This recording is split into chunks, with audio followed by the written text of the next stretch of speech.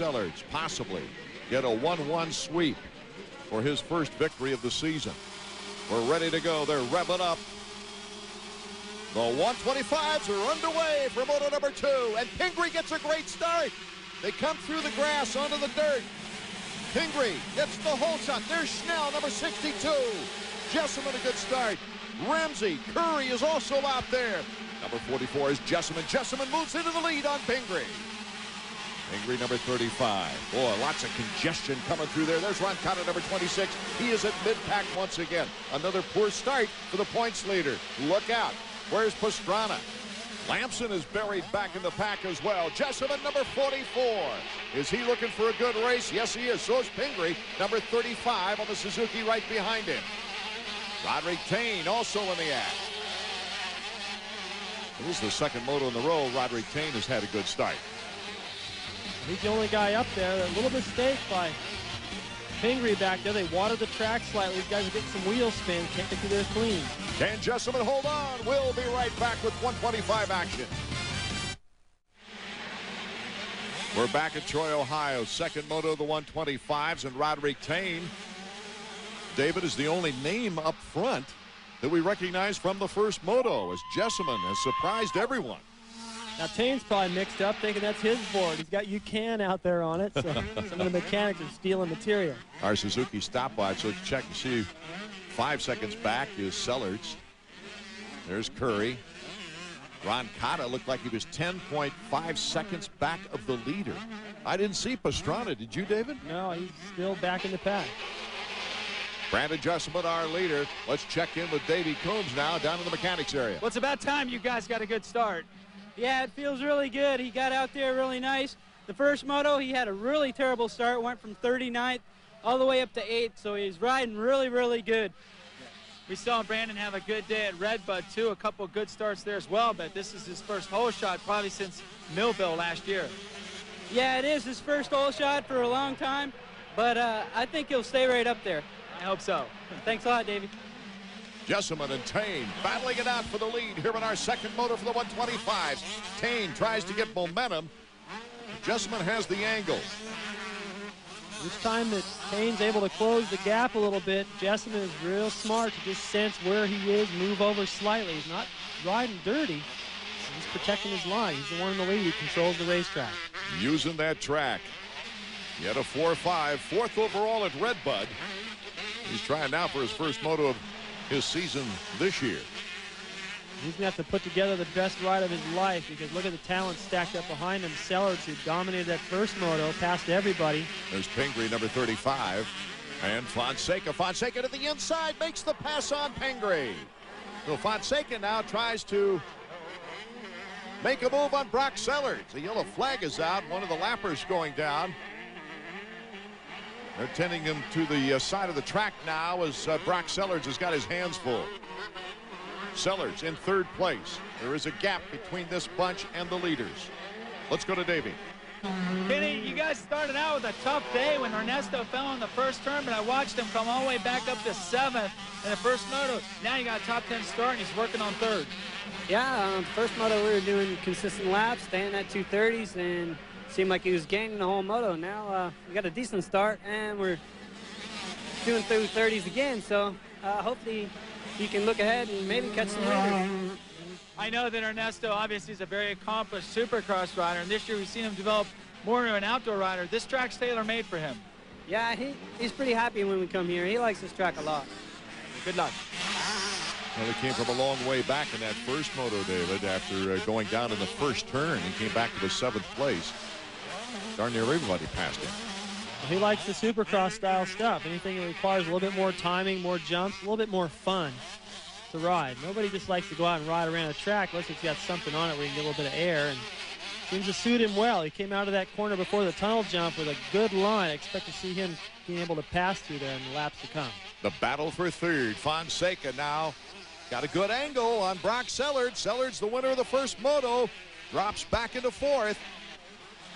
And now Sellards comes back again, and they hook up. My goodness. Pingree moves right by him. Sellards remounts quickly.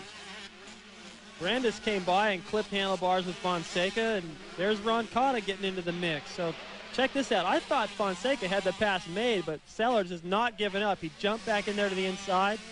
Their bikes got stuck.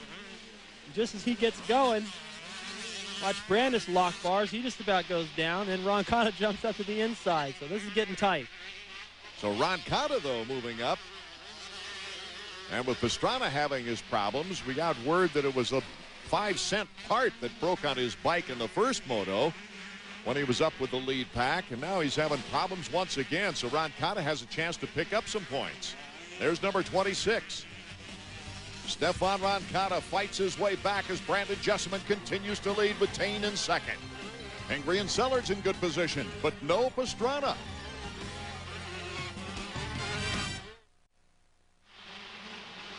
Welcome back to Kenworthy's Farm in Troy, Ohio. The second moto's been exciting so far here with the 125s. Brock Sellards is looking for an overall finish after winning the first moto, but the big news is number 26, Stefan Roncada, getting back in the act after an 11th place finish in the first moto. Pastrana was able to pick up a few points. Yeah, Roncada just skating across that inside. It's so hard to hold it as tight as he did when he was on the power so hard. And he's able to go in a little bit different line than some of the other riders, which probably why he's able to move his way through the pack so well. Roncada's so fast, and he's working on Pingree now, number 35. Pingree goes down and Roncada goes down. Oh, what an unfortunate situation for Roncada, being behind Pingree when he hit the deck. Roncada up and running once again, but he was passed by all 3 or 4 riders. That was a weird crash. It just seemed like he was following Pingree out of the corner. Let's see what happens. He hits his rear wheel, and that causes Pingree to go down, and Stefan had nowhere to go. Oh, Ramsey just barely got around him. Right there, tagged his rear wheel while Pingree's front end still wasn't sorted out. It just shoved him to the ground. Pingree's got to be sitting there going, what did I do? Yeah. That was weird. Well, still Roncada's in front of Pastrana, however. As we look at Nathan Ramsey and number 27, Michael Brandis. Oh, this is going to get good now. You got Lamson and There's Bolin going at it. You just never know with this class. There's 3 or 4 guys can go down, DNF can just stay in the pits, and you're going to have more guys fill in the show. Bolin 7-11. And Lamson now starting to get in the act. Lamson, he's won twice here at Troy, Ohio during his championship years in the 125. Michael Brandis trying to fight through a very tough injury-riddled year. Doing a good job to hold off Bolin right now. They're coming into the tough timing section. There goes Ramsey through, no problem. Look at Lamson to the inside of Bolin. Oh, that's a good matchup. The 2 veteran riders. Bolin trying to get by Brandis to the outside. Can't quite get it that time. And Lamson takes the inside route. And Bolin's in a tough spot because if he tries anything to get around Brandis, he opens the door for Lamson. Oh, he made the good move there. Talon Bolin, Brandis bar to bar for a while as they go over the doubles. This time Lamson down the right side of that straightaway. You can see how much faster it is. Gets by Brandis, no problem. Stays on the heels of Bolin. It looks to me like Bolin's got ideas about getting to the front. If Lamson can stay with him and match his pace, he'll pick up a lot of points here. That was a good move by Bolin. It was, just sheer aggression. I don't think he really planned it. He just gassed it and hoped. There's Lamson now, moving in back of Bolin, as all 3 get in front of Michael Brandis. Tain is being challenged now by Brock Sellards for second place. Sellards, good chance for that overall. I'm impressed with how hard Sellards charges into the corners. I don't think Sellards has a sweep in his career, and Sellards makes the move into second place. Look easy. Now, he just charges into the corners so much, and if he's got a 20-foot gap, he closes it up, no problem. Now he's got Jessamine, who's never won a moto. He may be a little nervous out there trying to defend it after Sellards won the first one. He's got that intimidation. Look at him down the inside right here. Just a little bit better timing than Tain. Able to set it right down the downside, jump to the inside, foot out, ready for the corner. Brock Sellards in second, not that far away from Brandon Jessamine in first. Would that be a redeemer on a rather average season up to this point if Sellards could sweep it and gain his first victory of the season? We'll find out what happens coming up next.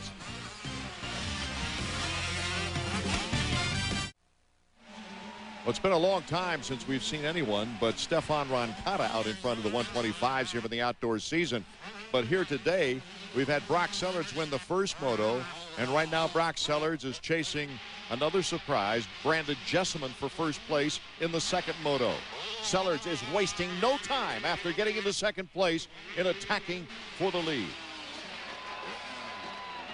The crowd is cheering. They're seeing a good battle now.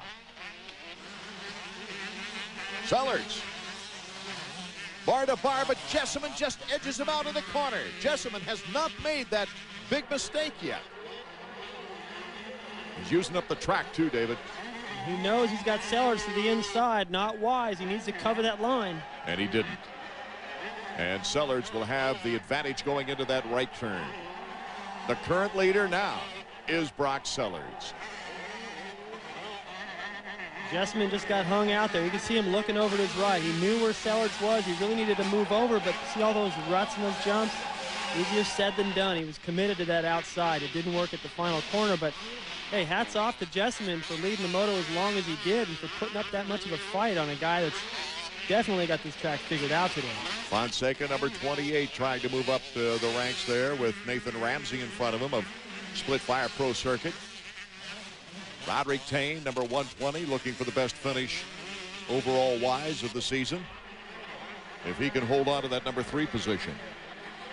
Well, these guys are going around that right-hand sweeper faster and faster every lap. Here comes Fonseca. Fonseca gets the edge. Can he take both of them on the same move? No, Tane just accelerated in front. That was impressive. It looked like Fonseca was going to get them both. Roderick Tane just hung right in there and opened up the throttle. What a great moto. There's been so many battles, clusters of battles, not just a couple of guys, but 4 or 5 at a time. Well, these fans have got to be proud to be wearing KTM type garb because they've made their mark now in the 125s.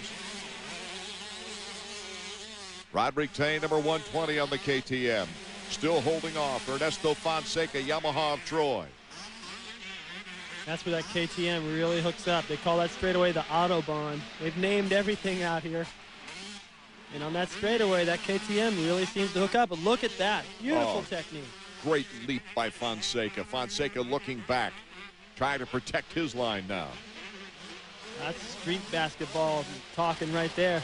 Jumps over the main groove. As soon as he drops over this, he squares it off, gives it a little clutch, sits down, and seat hops that to get a little extra height. All the way over that triple from the inside, then looks back at Tane over the tunnel jump going, yep, that's how you do it. And all of a sudden, Tane drops to 5th as Ramsey gets in front of him. So it's Sellards, Jessamine, Fonseca, and Ramsey, the top 4, with Tane dropping to 5th. And there goes Ramsey down. Very similar situation that we saw with Pingree and Roncada. He just jumped in there. He had the wrong timing at the very end, hit the back tire. He knew he was going to hit the back tire, and you can see it's just as important at times to know how to crash. If that was anybody else, it could have been a wrist or a shoulder injury, but he just tucks and gets right back to the bike the whole time, keeping the eye on the traffic coming. Our leader, number 18, Brock Sellards. This could be FMF's first victory of the season, and it could be their last as a Honda support team if they don't win any more this year, because it's been said that Honda is thinking about going another direction for their 125 support team next year. Sellards already starting to salute the fans. This has got to feel so good to get a sweep. He's definitely got the talent to go out there and win, but it's got to be frustrating to get all those 3rds, 4ths, and 5ths. This should change his mindset for the rest of the season. This will be the first sweep of his young career. He's got 1 more year on his contract with Team Honda. So regardless if there's an FMF team next year, Honda will be placing Brock Sellards somewhere, maybe under the Big Ten. That would be a big boost of confidence. The checkered flag for Brock Sellards. Boy, what a celebration he's going to have tonight. His first sweep, his first win of the season, his second win in his career. Brandon Jessamine in second. Good ride for Brandon. He's going to be happy as well. Lead that moto that long and stay in the hunt, hold everybody else off. Nobody could stay in front of Sellards today, so I think Jessamine did a fine job in that second moto. I can remember a time when Jessamine was too tired to ride the second moto here because it was so hot. Absolutely, and with Brandon Jessamine's second place, that'll put him on the podium with a third overall. Fonseca, a fine moto win.